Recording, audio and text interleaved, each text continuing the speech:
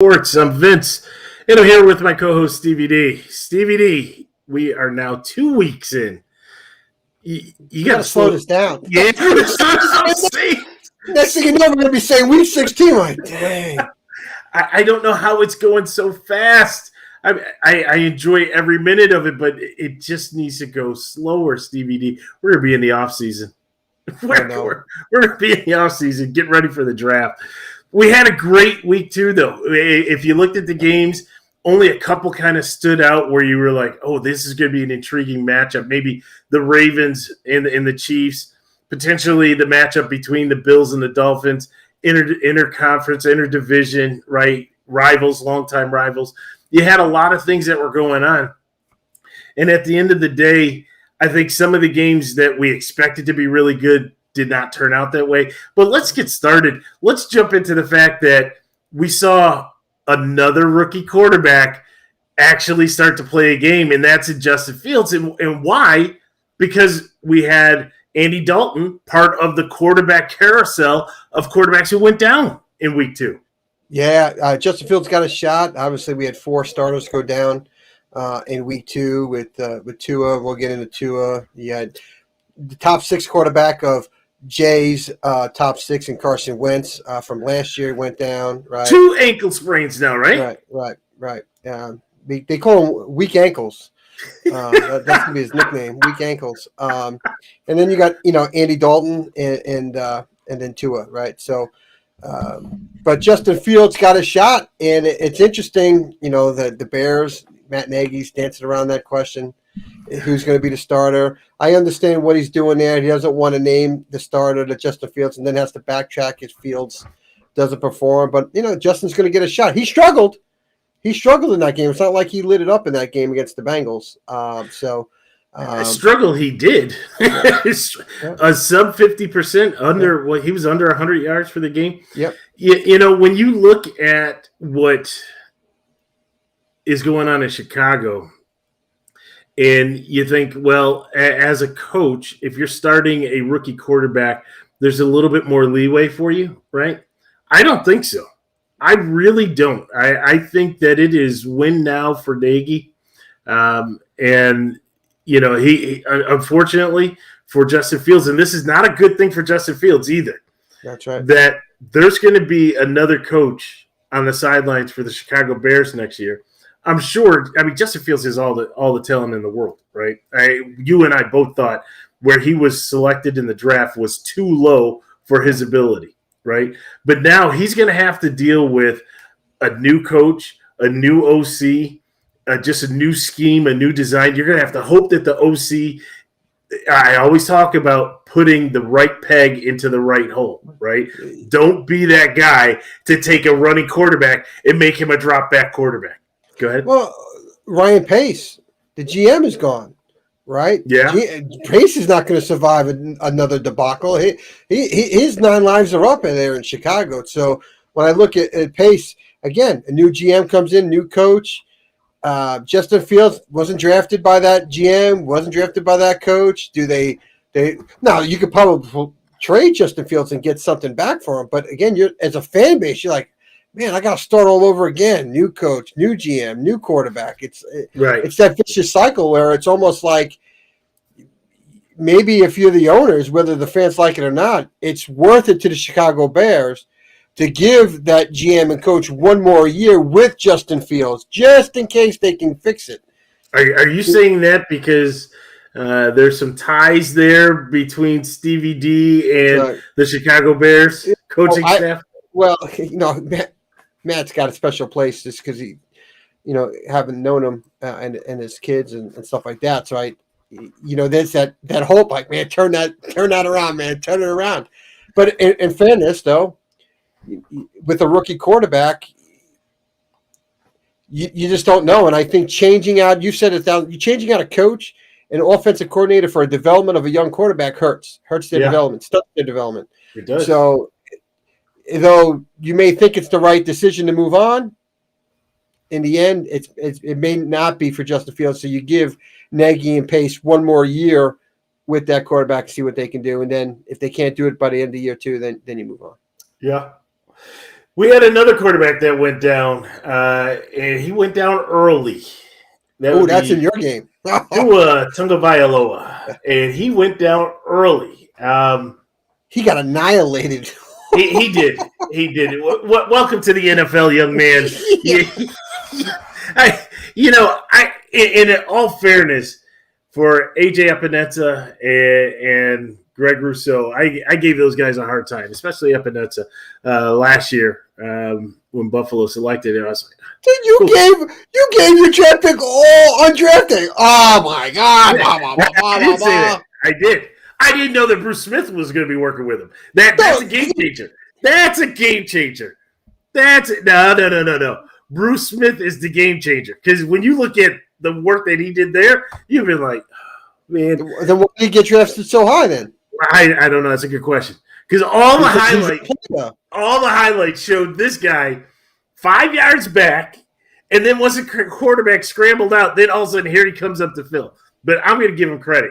I'm going to give him his just due, because this guy is balling, right? He really is. And to be a rookie and to make an impact like he is. Now, I'm not saying he's a world beater just yet, because he had a great game. But it was in contention for some of the weekly awards. That's how good of a game he had.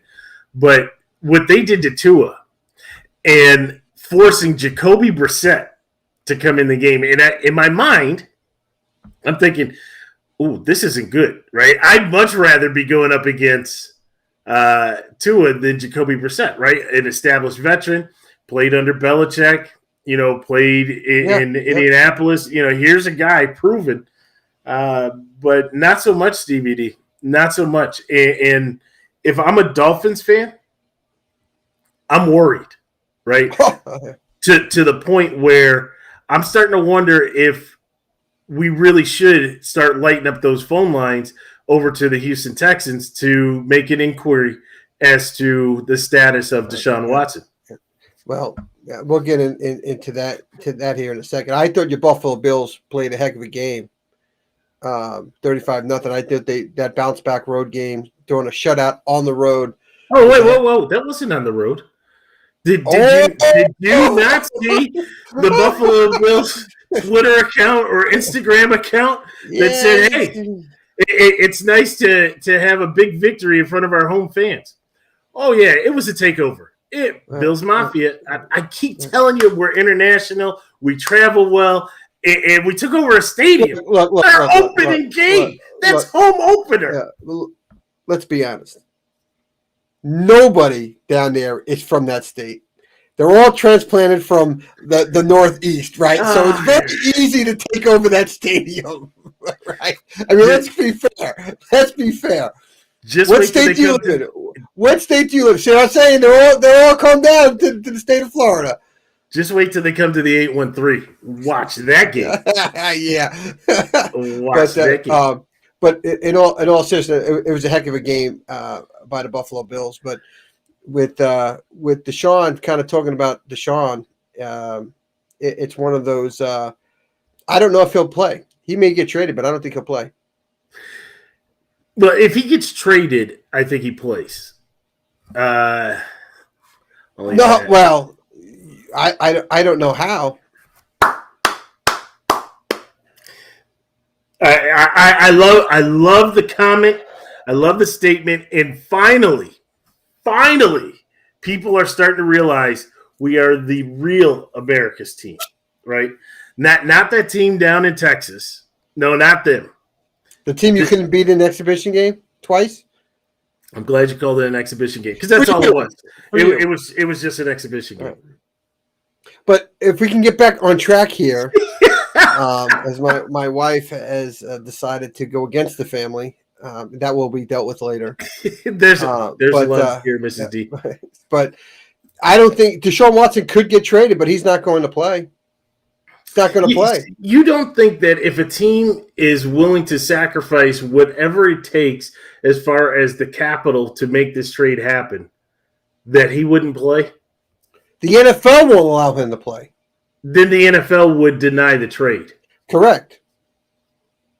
Who knows? There could have been a trade. And the teams can't come out and say, well, I had a trade on the table. And the NFL said no. but what I'm hearing is that the ask is way too high.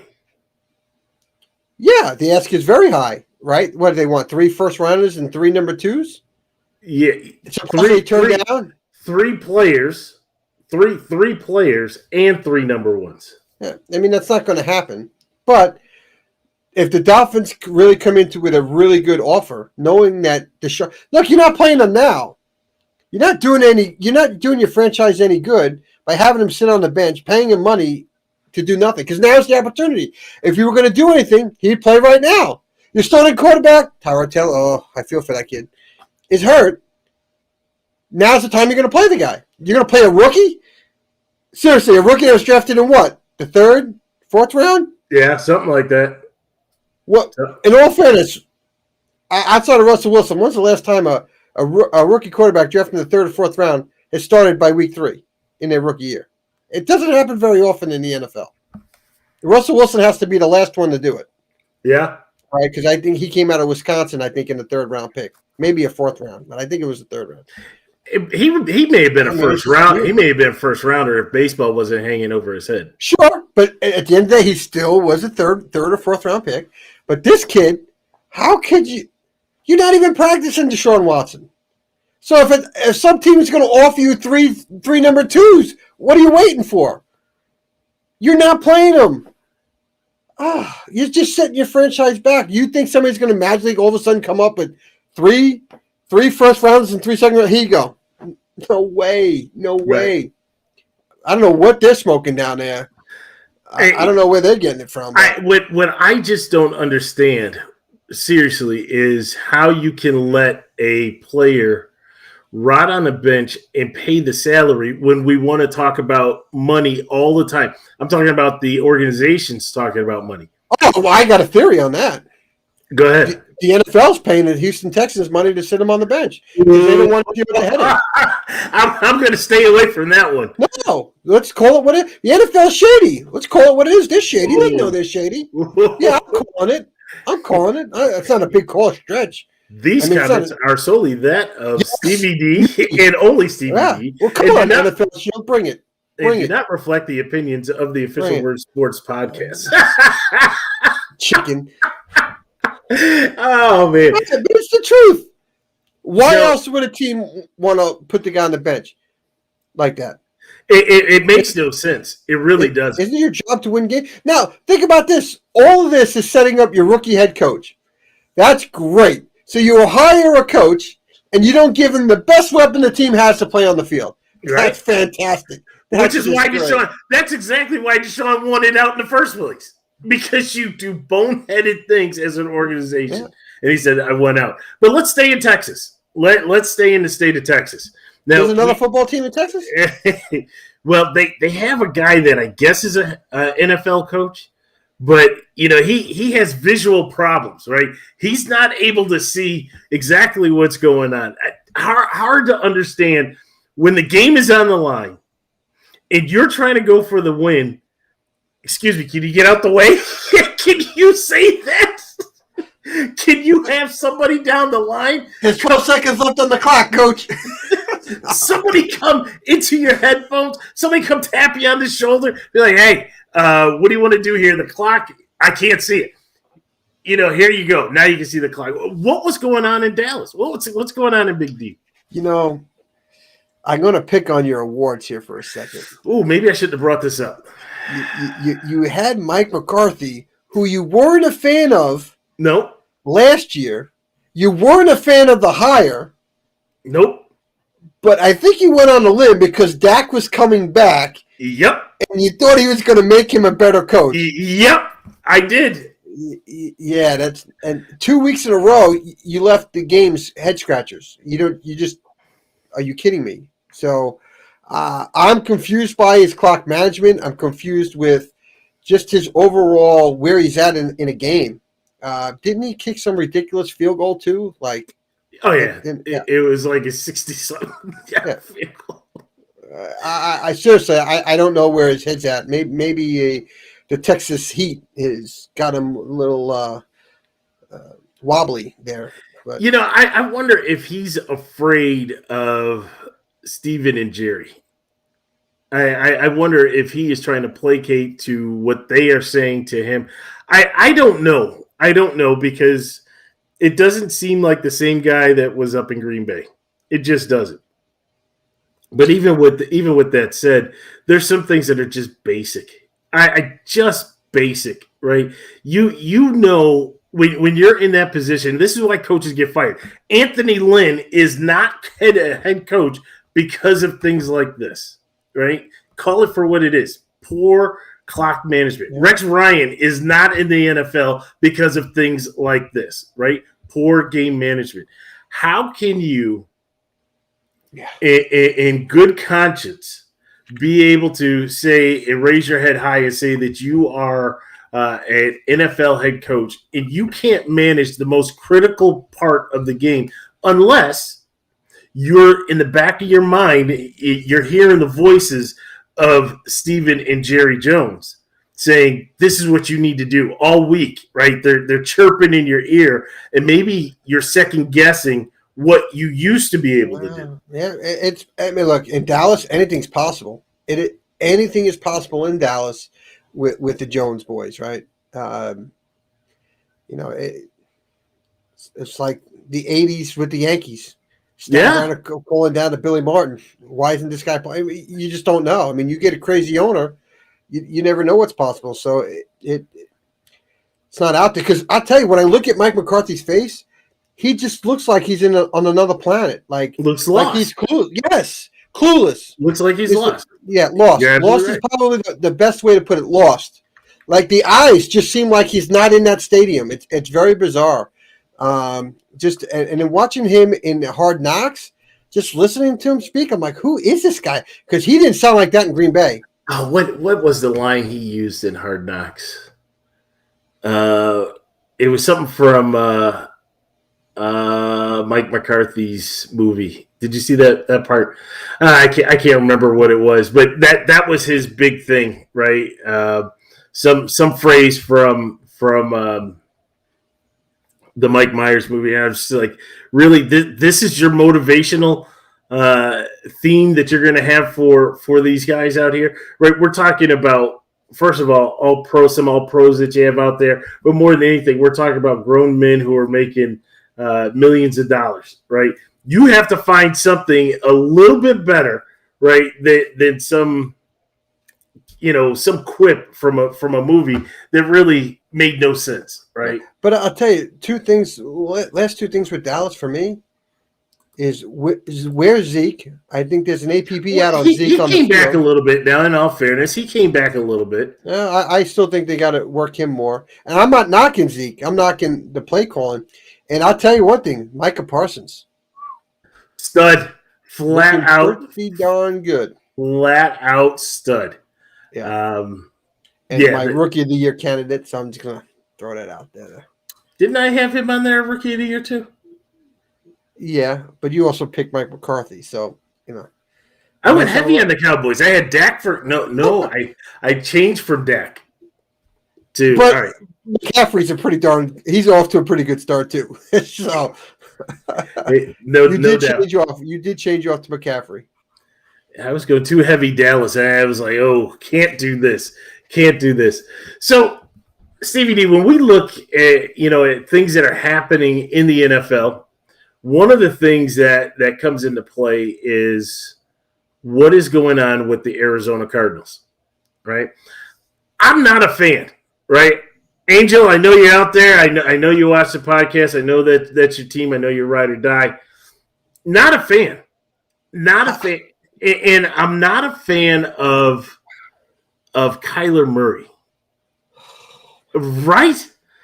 But I'm not. Kyler Murray's game, it's cartoonish. Right? It is just cartoonish. You watch this guy. He's about this big. He looks like Kazoo. That is perfect, right? Remember the Flintstones? Yes. With the big helmet? Oh my God, that is so on point. I'll give you that. He just runs around. The only thing left better is for him to be floating in the air, and then calling like Hopkins dum dum, right? Hey, dum dum. Why did you catch that conversation going? Why did you catch that? Fucking dum-dum. Well, that's Kyler Murray as Kazoo, right? That's what he's doing. But no, in all seriousness, it's hard for me to watch him because any passing play, he's dropping back. Let me bring it back a little easier. Tecmo Bowl, right? Because he'll take the snap, and here he goes running all the way back, running to the side, and now the basic right, and there you go, right? I have a hard time with that, and I have a hard time accepting it. The only thing is that it's scary when you play against it, right? Yeah. Because when Buffalo played Arizona last year, I was not afraid of Kyler Murray throwing the ball. I was afraid of Kyler Murray dropping all the way back, and now I got these 4 defensive linemen, right, who are weighing 270, 280, 300 that, run like a 4.9 or a 5, and here's this guy running a 4.3 and then zigzagging all the way through and taking off for 20 yards. That's what scared me. Good. Well, it should have scared you that last play of the game. That didn't scare me. That was just bad coverage. Bad coverage, yeah. Knock it down. Knock it down. But Kyler Murray, 7 touchdowns throwing, 3 picks, 2 rushing touchdowns. Yeah. 9 touchdowns in 2 weeks. He's got his team playing well. I think it's a little unfair. I respect your thing on Kyler Murray, but I respect the guy that comes into the league at his size, at that position, and doing what he's doing. I think it's fantastic. It's fantastic for the league. It gives people that are height challenged an opportunity to say, you know what, I can do it, and good for him. Cliff Kingsbury was on a little bit of a hot seat coming into this year, right? Because they really failed, I thought, last year. But they're off to a good start this year, and good for them. Well, we'll see. They're in a tough division, right? They're in a tough division, yeah. Very tough out there. I don't know if he can keep it up. The good thing for him is that he's got 2 stud wide receivers out there, right? And not to take anything away from Christian Kirk either, right? So he's got stud wide receivers. Running game is iffy, but if they can keep it going, more power to them. It's a hard watch. That's a tough watch, man. I'm sorry, that is a tough watch. But Stevie D, another team that you brought up that you wanted to talk about a little bit was the Seattle Seahawks. Boy, and I'm not trying to pick on Seattle here. There's a couple things with Seattle. One, you had a huge lead against the Titans, and then Derrick Henry came out like the train, and just ran over you. I mean, just steamrolled you. Changed that whole game real quick in the second half. They go into overtime, and they win the game. But I tell you, what I'm nervous about for Seattle and Seattle fans is this marriage between Russell Wilson and Pete Carroll. You thought it was on the rocks in the offseason with all the drama going back and forth, and somehow they patched it together to get to training camp in the regular season. But at the end of the game, they're talking to Pete Carroll, and Pete Carroll says, why we lost. He picks on Russell Wilson. Well, you can't go 0 for 2 and not move the ball in overtime. Yeah. Dude, the guy threw for 300 and something yards, another 30-burger up on the scoreboard, and you're calling out your quarterback? That's what you're doing? You're really going to call out your quarterback? That's when those wounds are still fresh and they haven't been healed. I don't think they'll ever heal. That was his whole offseason, wasn't it? Yeah. If you think about that, the whole talk of this offseason was Russell being traded and Deshaun being traded, right? And then somehow, miraculously, in Seattle, they seem to patch things up. And no, it was just Russ needs more contributions into the game plan, into the offense. Yeah, there was something else going on. Russell Wilson said, I need offensive linemen to help me here. I mean, he's running back there for his life, and he's slinging the ball over. I mean, how good is Lockett? He is. Is he the most kept secret in the NFL? Nobody talks about this guy, But this guy's just a flat out stud from K-State, right? He's just a stud. Is he a K-State guy? Yeah, he's a K-State guy. And DK Metcalf, woo, he's got to be saying, hey, Russell, I'm here too. I can catch the rock and run with it. I'm pretty quick.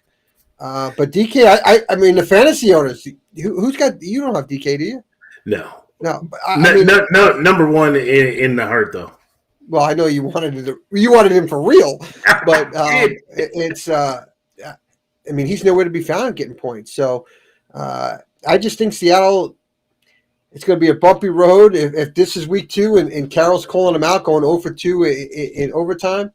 He should be hey, Pete, why don't you talk to your defensive coordinator and make some stops here? How about that? That's a fair statement. I mean, when you think about it, I score. If I'm a quarterback, I score you 30 points. Coach, you're going to call me out. I'm going to say, where's your defense making a play? I had 30 points at the end of the fourth quarter. I had you up on a double-digit lead in the third quarter. Where's Jamal at? Where's my new high-priority safety? Where's he at? Making plays, right? But I'll tell you one thing, Bobby Wagner, you're killing me, Bobby Wagner. You're killing me. In my fantasy league last year, I had you drafted. You're lucky you got me 10 points in one game. I go up against you this week. You get 23 tackles. That's the defensive player. I mean, he had 23 tackles. 23 tackles. I looked at the points of my other league. I'm like, are you kidding me? You didn't get me 10 points in one game all last year. You get 23 points in week 2. Bobby Wagner, you're killing me. So, Stevie, let me move to Lake Erie. Ooh. I love to talk about my Bills. But this isn't about my Bills. Jarvis Landry on IR. That's a tough loss. Now, they say OBJ is going to be back. But exactly. It's very questionable. And are we looking at the fortunes of the Browns to go downhill? Now, obviously, they're a run-oriented team. You can say what you will. Baker Mayfield, it does not need to be paid that much for that type of offense. All they're doing is handing off to Chubb and handing off to Hunt, right? But the one thing I will say for Landry is he's a veteran that knows how to play the game. He's a cheap shot artist, that's for sure. And he plays with a chip on his shoulder. I think his size. No, it's beyond that. He's a cheap shot artist, and he is not welcome in Buffalo. That's for sure. Did he hit your kicker? Did he take out your kicker or something? No, he blindsided our safety and basically ended his career. No way. Yeah. Yeah, a little cheap shot. So I have no love for Jarvis Landry. So you can stay on the IR as long as you want. So as far as I'm concerned, but with that being said, I think in a way, I think he's more polished as a veteran receiver than OBJ. Right, being able to find those soft spots. OBJ is a guy where everybody's waiting for him to take the top off. Right. Yeah. You third and 7. You need that guy who you can just rely on. 3rd and 4, the guy you can rely on. And the question is, do they have it there, or is it going to be we're just going to stack 8, 9 in the box, and roll coverage out back of him and deal with it? It's interesting. Not an OBJ guy, just not. He's made some phenomenal catches, highlight catches. He made one. He's made some good catches. Come on. I mean, he made the one that was ridiculous. One. That interception at Oklahoma. Oh my God, probably the greatest catch I've ever seen. Oh, yeah. On the interception by the Oklahoma DB. But, OBJ, look, you need receivers to have attitude, and you want receivers to say, I'm the best and give me the ball. There's something to that. But there's something about OBJ that just doesn't gel with a team. And he's that kind of guy, for whatever reason, cannot gel with a team. Now, he's that diva. He's that diva, but almost the unlikable diva. Yeah. I don't know him personally. I don't care for him. And I think the Jarvis injury with the Browns, I think that's going to hurt. I don't think OBJ is going to come back and say, oh, Jarvis is out of the lineup and he's going to light it up. And I know you pointed to the running game, which is good, but if you get into that shootout, you do need your receivers. So again, he's out 4 weeks, I think. If I'm Stefanski and 6 weeks, and it's a shootout, we're going to slow that game way down so it never does become. It's going to be a pop gun shootout. Yeah, but you never know. You could have bad luck. You could have a special teams fumble. You can have another fumble return for. You don't know how quickly a game can get out of hand, and then you got to still run it. I'm looking at Myles Garrett, and I'm saying you better get these boys going because you know what we have on the other side of the ball. Yes, but in likelihood it doesn't happen, and you get into a shootout. You know, you need your wide receivers, and I just don't believe in OBJ as an unselfish player. I'm with you. I'm with you. So we'll see what happens there. Stevie D, obviously, we would be remiss if we didn't talk about the greatness that is Bill Belichick. I was waiting for a different response, but that's okay. It's a family show. It's a family show. In all fairness, the you know how they have the win percentage? The win percentage for a rookie quarterback going up against Bill Belichick is like 1%. It just doesn't happen. So going into it, let me say this, and I'll let you go because that's your team. But what I will say is that if I'm a Jet fan,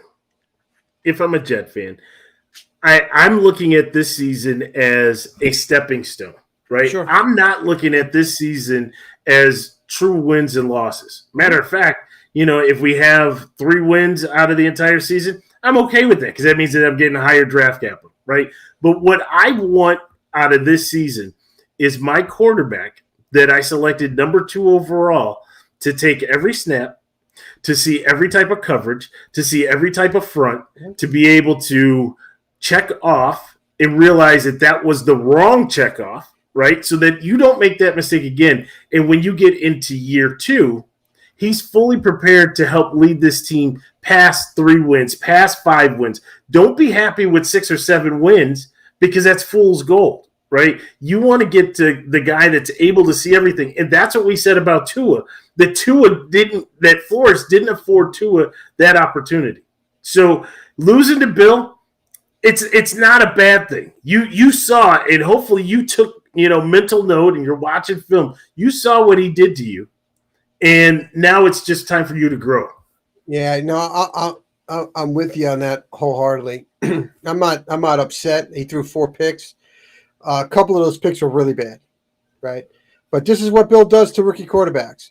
What I'll say is where I'm disappointed in, as I think some of our play calling from our OC, who's a first-time play caller, could have been better to put Zach into better positions because our running game was really good. We were gashing the Patriots in the running game for 13, 12. We had 7 runs yesterday of 10-plus on Sunday, 10-plus yards, right? And 2 of them were followed up with an interception on the next play. But at the end of the day, what you're saying is really – it's so true that you just want to see that progression week after week if you're learning something. At the end of the day, it's all about learning. And I think Zach has the acumen, the toughness, the fortitude, all this to learn. He wants to learn it. He wants to get better. And the only way you're going to do it is that you got to get in those scenarios. And I think failure is the best way to succeed. Absolutely. To learn from it. Look, he's got 5 picks through 2 games. Lawrence has 5 picks through 2 games. Peyton Manning set the all-time record for interceptions by a rookie quarterback. What does that all tell you? It means nothing. It means nothing. It's what you're going to see in year 2. What did you learn? Or can he take something from this game and make him better in week 3? Does he take something from week 2? And when you play the Patriots in week 7, what did you learn from your first matchup with Belichick? Right? That's Those are the things you're looking for on that, right? And so it was a bad game. That's what it was. Now, what I saw out of that game was the offensive line played much, much better because you couldn't play any worse than you did against Carolina. And so you were without Pickett. You were without McIntyre, right? Right. And so I thought our O-line gelled much better. Vera Tucker had a much better game in week 2 than he did in week 1. And he didn't play at all in the preseason. So getting his feet he's wet. a starter for you guys? Yes, at left guard. And so I thought our line play. Our running backs, Michael Carter, JB called it. Hey, I think Michael Carter is going to be the Jets starter, some point mid-season or so. Michael Carter came up, 11 carries, 59 yards, in his first real action as an NFL player. I thought he had some good runs. I really like Ty Johnson's speed, but I thought Michael Carter was a really nice surprise. Jet fans are really upset that they're not getting Denzel Mims into the fold. He was inactive as a healthy scratch. The Jets are saying he's not grasping the playbook. But, okay, you don't understand the playbook. You're not going to play, blah, blah, blah. But there's also something I believe is that maybe your coaching staff should find ways to adapt their game plan to get this young talent into a game and play, right? What about you adjusting as a coach, realizing that he's got plenty of talent, this kid. He showed it when he was on the field last year that he can play. He's got one catch this year for 38 yards. Square peg, round hole. Yeah, right? They do it all the time. All the time. I thought one of the best coaches at that was Bill Parcells. Right? He took over a bad Jets team, 1-15, got them to 9-7 the following year. He took over a Cowboys team that was. I'll challenge you on that one. You may have other examples. I just think Bill Belichick is really good at taking bad teams. Belichick or Parcells? Parcells adapts to his talent. So I think Parcells, and not as much adapting to the talent, but mentally he wins the battle against the player. Because sure. When we talk about putting players, maybe he does, but I think that he wears you down. Terry Glenn. He plays his mind games, absolutely. Like he's judo mind tricks, right? To try and get that Terry Glenn. If you listen to old tapes from Taylor or Carson, right? You listen to those guys talk. They'll tell you what's going on in his mind because they've seen it, they heard it. I don't know as much if he is, changing his system to adapt to the player, as more as bringing in the right player for his system. Yeah, but see, I look at it in '99. They lost Testaverde week 1 to an Achilles coming off the AFC Championship. Sure. He started every which guy you can imagine to try and get it. And the Jets were 2-6, and they turned it over to Ray Lucas. And they adapted Ray Lucas's talents, and they got to 500 at the end of the year. Again, coming off a 1-15 season, you're mixing, matching. Parcells says that team wasn't the worst talented team that he's ever had. Mm-hmm. He said it was just getting the players to believe and get them in the right spots and the right play calling to succeed. And they did that in 97, and then they had the magical run in 98 to the AFC Championship game there. But I again, seeing Parcells, what he did with the Jets, was like, wow. I'm a big fan of Greg Roman. I'll say it all day long, right? I look at Greg Roman, and I use him as the example because Roman out in San Francisco led Colin Kaepernick Super Bowl, right? Greg Roman leaves, Kaepernick falls apart. Not falls apart because Kaepernick still had very good numbers. Yeah, but he wasn't the same level. No. He wasn't operating at the same level, right? Yeah. Then I look at what he did in Buffalo when he had Tyrod Taylor. You saw that he went to the Pro Bowl. You saw that, the different changes that were happening under Tyrod and with the Bills offense, right? Then you see what he did in Baltimore, right? He's putting the guys into that is his offense, right? But he's putting the guys in the position to win. Where you look at all the guys that come after him, right? With the same players at hand, and then all of a sudden this was working and you change it up, right? And you do something completely different. So that's where I always use that example. But I do believe Parcells was more of a mind game. But neither here nor there. Looking at your Jets and the way that your Jets will continue to perform. I think you can only be hopeful if they continue to let Zach cook, right? Isn't that what they say out in Seattle? Let him go through it.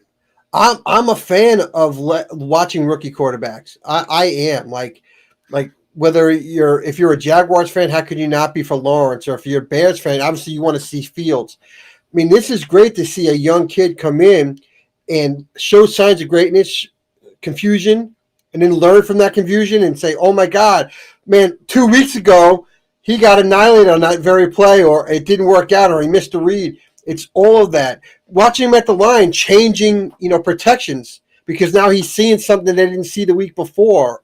All that stuff is fun and exciting, and hopefully all fan bases, get that have rookie quarterbacks. Look at that, and then start evaluating your quarterback either later in the year or year two to what they've learned. Let's not throw them on there. I mean, many Jet fans are like, oh my God, I told you we shouldn't have drafted that guy. And these are going to be the same fans that in year two, when he's turning it around and he's playing well, I told you Zach Wilson was going to be great. It's like, come on, dude, come on. Yeah. Right? It's two games into his career, 2 games in his career. And you can't judge anybody on 2 games. You really can't. I don't disagree. Nathan Peterman didn't get judged at the 2 games. He still got a contract, right? So, I mean. Actually, Zach is in the same company as Nathan Peterman for the interceptions in that game. What? Nathan Peterman had 6. He had 5. Zach had 4. But it's not the same. It's not. They're same area code. They may not be in the same area code. Stevie D, let me segue a little bit over to my Bills. Now I know we talked about them briefly, especially with the Tua injury. I have to say that I'm relieved. Right, you got off to Schneid. You got to get the first win. Right, in order to get the 2, to get the 3, you got to get the first one. But I was very happy with everything that I saw from the team. The penalties, they cleaned that up, right? And there's going to be a theme here, Stevie D. The penalties, they cleaned that up. The play calling, they cleaned that up, right? You can see the route running was done. The offensive line play was better. The defensive line play was better. Why? What's the common theme out of that, Stevie D? Because you played the week before. Wait. Do you mean that we should have had another preseason game to get these guys prepared, and maybe they would have won that first game? You see, repetition, right? You need that. Practice makes perfect, right? I don't expect them to be perfect, but you need that. We all know that. These guys trying to get away from doing the drills, doing the practice, doing the fundamentals to get you ready. Right, and they're all worried about they're going to get hurt. Well, to your point, you're going to get hurt in week 1. You're going to get hurt in week 4. You're going to get hurt in week 17, right? But if you're ready to go, maybe you don't get hurt. Maybe you don't. But I was very happy to see the performance by the team. I was happy to see the coaching, the way they were able to make adjustments. And you look at this game, that it was utter dominance. It really was. I mean, on the defensive side of the ball, they absolutely shut the Dolphins down. I don't want to hear anything from a Dolphin fan going forward, right? I really don't, because you couldn't do anything running the ball. You couldn't do anything passing the ball. You turned over the ball. You were over on 4th down. You kept trying. Brian Flores, I don't know what you were doing, right? Sooner or later, you got to say, you know what, let's just punt. But you wanted to keep going for it. Your 3rd down conversion percentage was well under 40%. It was horrible. But I look at on the other side, as a Bills fan, it was finally, we're actually starting to see the team gel, right? Because you still had quality players, even though Tua was gone, you still had quality players on the other side of the ball. The other thing that I was glad to see was, and people have a little bit of concern about Josh Allen, but I saw Josh play with a lot more confidence than he did against Pittsburgh, right? Miami certainly doesn't have the level of defense, except for Howard maybe, that Pittsburgh did, right? And the different schemes and play calls. But you can see Josh was a little bit more confident in his throws, in the pocket, right? The offensive line did a hell of a job keeping that clean pocket for him, and so he was able to deliver the ball. Not everything was perfect to me, right? And when I talk about Josh Allen, not everything was perfect to me because something still seems off, right? And maybe the bar has been raised so high, right, from what he did last year. MVP type season last year, should have got it. Bar is so high that now the expectation is that he's coming in week 1, week 2 at the bar that is this high, right? Compare that to the MVP from last year. The bar was, it's this high, and he's playing down here. So are we asking too much? I don't know, but I need Josh to just let the game come to him like he did last year. Feels like he's pressing too much. So just a few statements there on the Bills. Yeah, I like I said, I thought your Bills did really well. I do think the Dolphins are an overrated football team. I had them in third place. I don't even consider them a second place team. And I think Ryan Fitzmagic has done it to the Dolphins without even playing for the Dolphins this year. I honestly, I think the players, if you ask the offensive side of the ball, really enjoy playing for Ryan Fitzpatrick. And I think the Dolphins are taking a step back. I think the players, I don't notice the facts. I'm not down there. I don't live there, but I think it's deflating. Now I know he played for the Buffalo Bills, but when he played for the Jets, he had that really good season with the Jets, and then he had that contract dispute, and then with the Jets, it took all the air out because the Jets were too cheap to pay the money. If you would have got him. Don't worry, Buffalo paid him, so but he wanted more money from the Jets, right? And you're talking only a couple $1 million that you had, but the Jets GM Mike McCagnon said, "No, I'm going to play hardball, and I'm not going to give you the money." And I look at here in Miami, there was so much positive energy with Ryan Fitzpatrick just being there. Do you imagine if Fitzpatrick was re-signed there?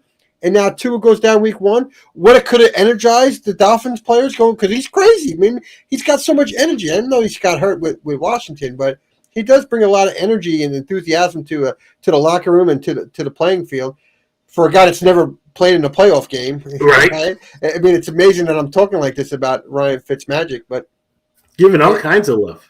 Yeah, I mean, he's a fun-loving guy, but I look at the Dolphins. I just look at him as the Dolphins is an overrated team. I am not a Tua guy. I don't think Tua is going to win the football games. Now, you get Deshaun Watson over in Miami. It's a different scenario for the Miami Dolphins. With Tua, the only reason why the Dolphins are not in last place is because the Jets are going to go through their growing pains with a very young football team. But I don't look at the Dolphins as they'll be lucky to win 6-7 games. I don't care about Tua's hurt or not. Even if Tua was healthy, I looked at him as a 6-7 win team. So, Stevie D, let's segue from Tua and Fitzpatrick, right? A couple of question marks and go to the guy that is the real deal, Patrick Mahomes. Well, I'll tell you, that was a heck of a football game. Loved the game. Loved the game. I do have a segment of I want to get something off my chest. You remember that segment? No, I do. Yeah, I do. So when the time's ready, I want to get something off my chest. I absolutely do. Oh, hold on. Let's see what we got here. Ooh, a little shade being thrown at the Dolphins. And they should be shade thrown at little shade. Gotta love it. Gotta love it. Well, we're going to save that for a minute, right? It'll just let you completely get it off your chest. I will say, for some reason, I was hyped up for this game. I wanted to see this game. I didn't have. You got a gift. You did, and I didn't have a rooting interest in this game, right? No, I really. You should have. You should have, because you got a gift. The Buffalo Bills got a gift in that victory by the Ravens. Because I'll take that. I'll take that, and I'm with you. Right, from a home field advantage. I mean, there's only one team that gets a bye week, and you got a gift because you got the Chiefs lost a game they should never have lost up by 11 points. Well, week 5, I was just concerned about week 5, right? Because that's when Buffalo and Kansas City square off. But you're right. the team was up. This is a team that normally can close it out. The game was odd to me, Stevie D, because the week before, Tyreek Hill goes off for 300 and 500 yards or whatever it was. Yeah. Kelce inactive? Was he inactive? He might as well have been, right? Travis Kelce, he goes off in week 1, and then we look at week 2, and it's almost like the Chiefs outcoached themselves by trying to spread it out to. At one point, 9 different players had caught the ball. That's not the, and I'm not saying that you can't run the ball with Edwards-Helaire, and I'm not saying that Prindle or Pringles shouldn't catch a ball and Hardman and all that, but it just seemed like the focus was being taken away. The backup tight end is getting run. What? You throw to Kelce. No, not week 2. You can do it over week 3, but not week 2. And that's part of my problem too. But no, you throw to Kelce, you throw to Hill, your money players. Maybe this game isn't as close as it was, which turned out being a loss. But go ahead. No, well, I hear you about going to your backup tight end instead of Kelce because of fantasy points. So I understand that dynamic. We're not talking fantasy here. I'm not here to talk about. I'm not here to talk about the past. I'm here to talk about the present. So I got to get into it because it's just building up. I got to get it off my chest, Vince. I got to get it off my chest. I mean, you can. I was hoping that you save it for later because I may jump in on there. I'm just gonna root you on from the sidelines. Go ahead. Okay, so I got to get this off my chest because it's been bothering me, and it's not about the player. I just wanted to get that out there right now. What I got to get off my chest is the double standards that our announcers have when calling a football game. Okay, and the scenario was the Chiefs were up by 11 points at the end of the third quarter. I think it was like 2 minutes left in the third quarter. Like the statisticians will keep me honest, but I know it was late in the third quarter. Could have been 2 minutes, 56 seconds. I don't know, something like that. It's 3rd and 14. Mahomes goes back to throw. He's getting sacked. He's going down, and he throws one of those little floaters that hang up in the air. But it seemed like 8 seconds in the air. Mm-hmm. The corner comes up, steps in front of Kelce by a couple of feet, intercepts the ball. Kelce makes the tackle at around midfield and change of possession. Now, I watched it, and as soon as that happened, I went right to listening mode with Al Michaels and Chris Collinsworth. In the double standard is because Patrick Mahomes is Patrick Mahomes, and nobody criticized Patrick Mahomes for the stupidest play of the year so far. We've had some stupid calls by coaches, right? We've talked about some of that with Mike McCarthy. But the dumbest play of the year so far goes to Patrick Mahomes because on 3rd and 14, you take that sack, you punt them deep into the own way. You change the whole part of that game because the Ravens are home, got an interception in midfield. They got life down by 11. They go down the field, score a touchdown, changes the whole complexity of that game, and then they wound up losing that game. But it bothers me, not about Patrick Mahomes, because he trying to make a play. You're in a game, you make a play, inexcusable.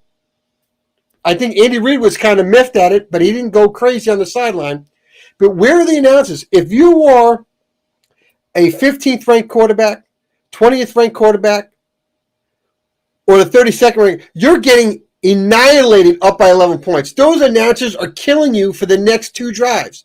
Well, no, if your name is not Patrick Mahomes or Aaron Rodgers or Russell Wilson. Tom Brady. I wasn't going to bring up the name, but you brought up your boy. But it's that whole. That's your guy.